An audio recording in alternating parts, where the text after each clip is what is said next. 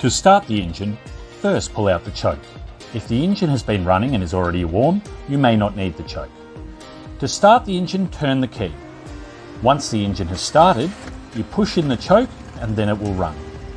This lever here controls the revs. Lift it up for high revs, which increases the power of the machine. If you're not using the machine, you can drop it back to idle. To turn the machine off, just turn it off at the key.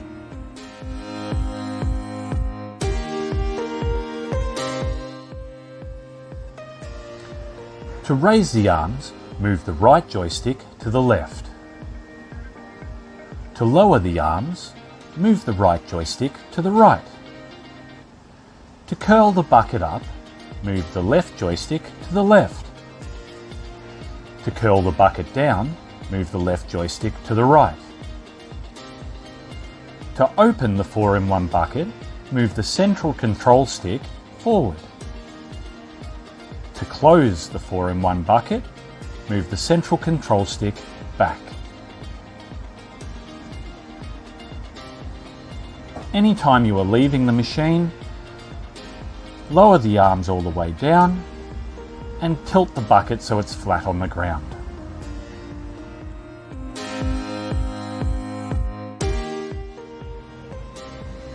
To drive straight forward, gently move both joysticks forward.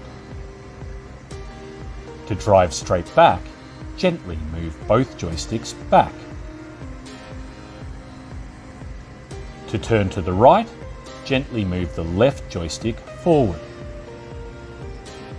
To turn to the left, gently move the right joystick forward. To minimise the chance of injury, never jerk the controls. Always use gentle and fluid movements on the joysticks.